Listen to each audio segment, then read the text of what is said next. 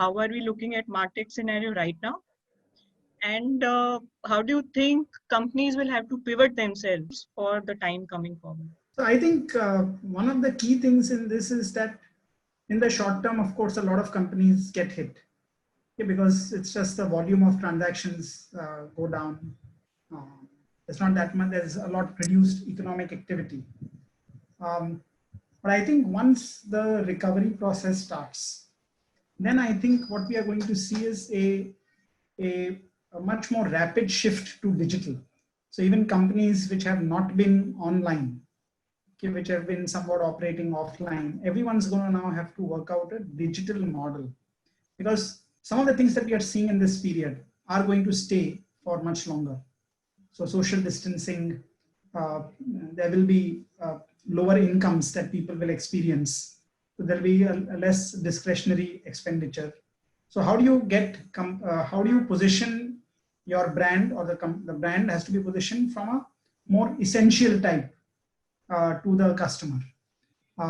So they'll have to be essential and not sort of discretionary. And I think they'll have to look at also a digital way to engage. I think these are two very important changes which are going to happen. I think the third element is that I think companies should not think that this is going to get over once the lockdown is lifted. I think the impact of this is going to be there, at least my estimate is at least the next 1 to 2 years. So we have got to think of this more like a world war, okay, in terms of a third world war. Okay, it might sound scary, but that's the level of impact. See, the world war starts off as a small skirmish, and then it expands to engulf a lot of the world. We have not seen anything like this. Most of us have not seen it in our lifetime. But from the economic consequences which are there, I think they're going to be very, very significant. We are not used to dealing in exponentials. We are not used to seeing dramatic deceleration of growth or large negative impact. I mean, most of us have never seen it in our lifetimes. So the impact of this is, I think, going to be much, much bigger than we imagine. Companies are going to have to rethink how they engage with customers, how they rethink their core business models. I think they will also have to look at how they conserve cash. How do they work in a world which is more capital constrained? Raising funds, if the model depends on that, is going to be much more harder. I've been writing on my blog, you would have read it, on Proficons.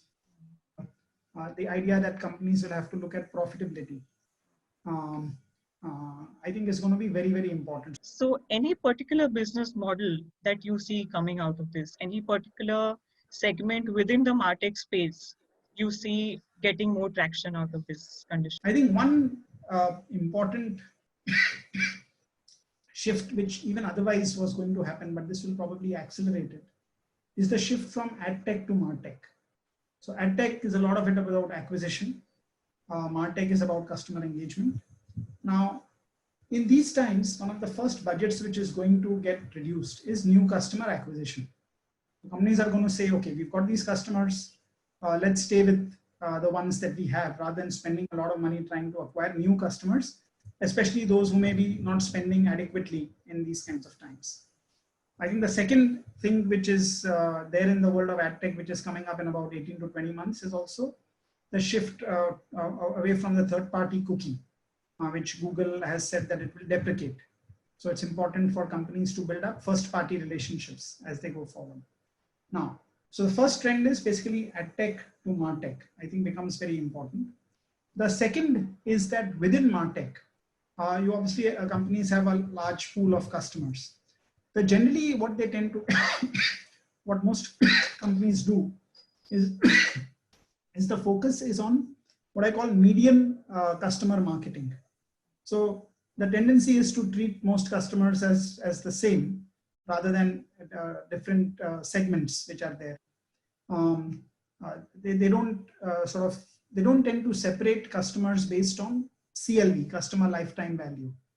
So the tendency always seems to be, okay, these are all my customers, I have to figure out who's likely to churn. I need to do what is I have to do to protect that customer journey.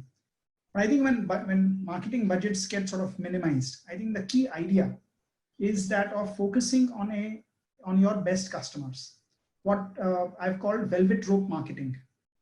So these are your most valuable customers. In these times, you cannot afford to lose these customers, because these customers are probably going to be 5 to 10 times more valuable than some of the other customers that you have. So how is it that during these times, a brand can create a much more elevated experience, much more royalty-like experience for these customers to be able to retain them? So I think that's a big theme, which I think companies need to look at. Most companies are not yet doing that. But there are three, I think, key pressures which are going to be there, which will drive marketers' actions. Profits are going to be under pressure. Marketing budgets are going to get minimized, and capital is going to get constrained. Now, in these things, you've got to sort of shrink.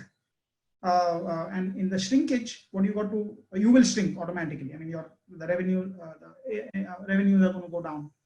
Now, for most businesses, some verticals will of course benefit, like edtech, OTT, health, etc. But for a large number of verticals, they're going to see an impact. So in this, I think the important thing is that segmenting customers by lifetime value, taking the top 20% customers, saying these are my most valuable customers, and deepening the engagement with them by creating an amazing experience. What we call, what we see with the velvet rope and airline check-in counters, first class and business class. We see it at Disneyland. So it's a very special treatment, red carpet, velvet rope treatment that they will experience. That is what they should be giving to customers. That's the shift which marketers, I think, will need to look at doing. One more concept which I liked of yours over your blog was the Proficon concept. Right? Now, if you could just explain that concept a little further. See, we hear a lot about unicorns. Everyone loves unicorns, fascinated about unicorns.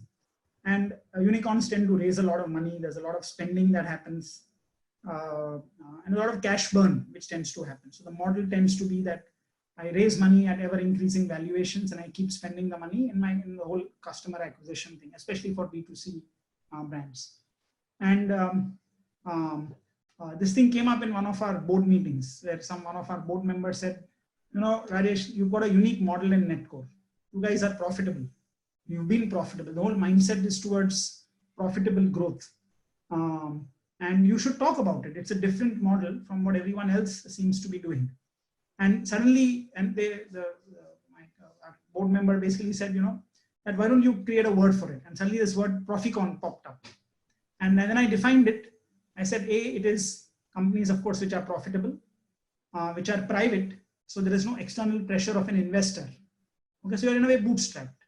So private and promoter-led. So private is not public, sorry. Promoter-led is where you're sort of bootstrapped.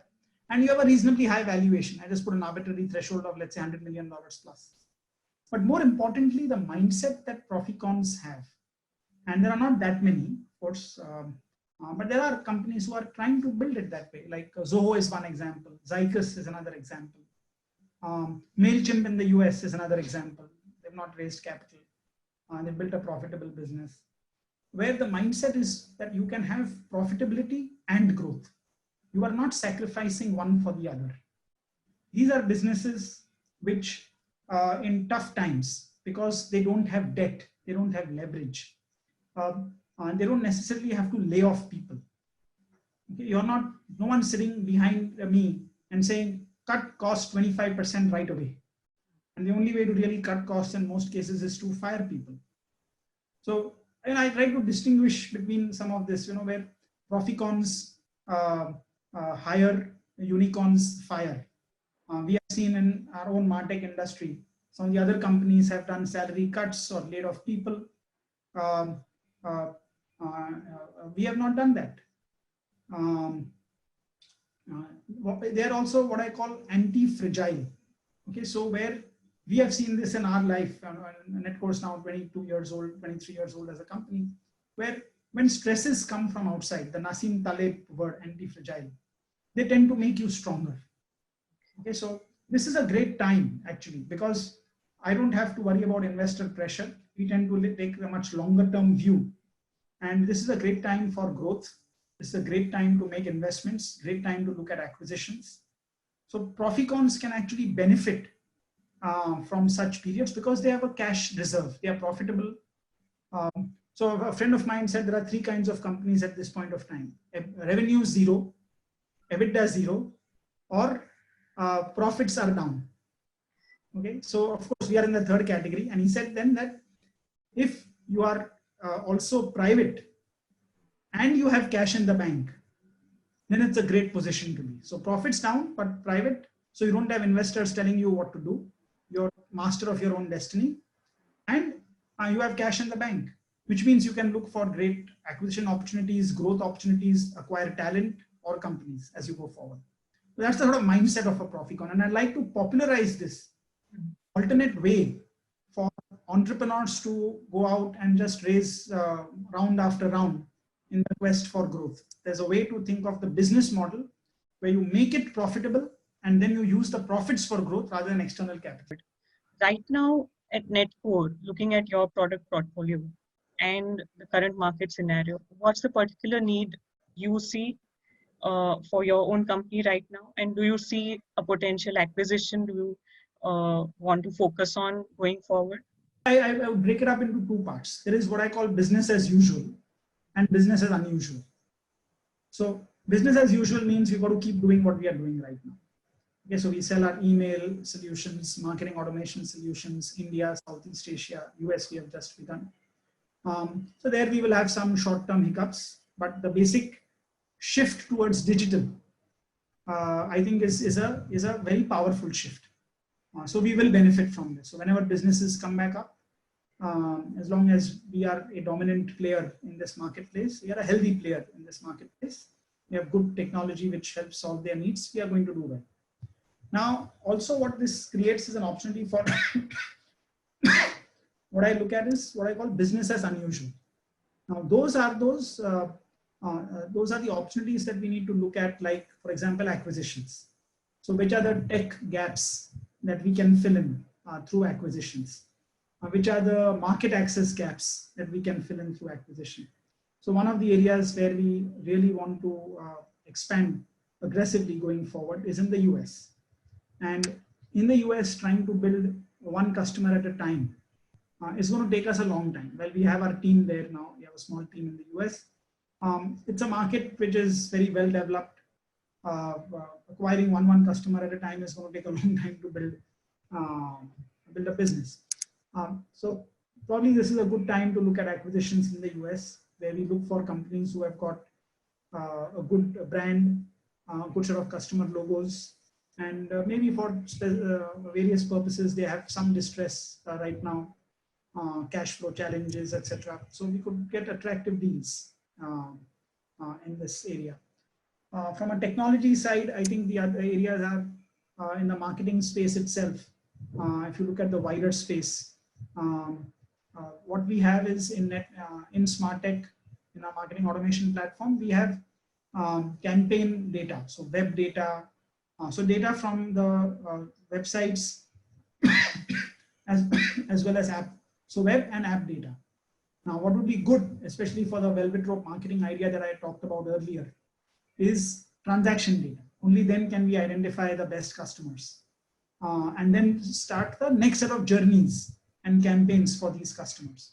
So possibly it would be a good time to look at companies who have customer data. So CRM companies, CDP companies, loyalty companies, those kinds of companies would, in the Indian and Southeast Asian context, would be good possible acquisition candidates. So we are looking, we'll see how it goes up.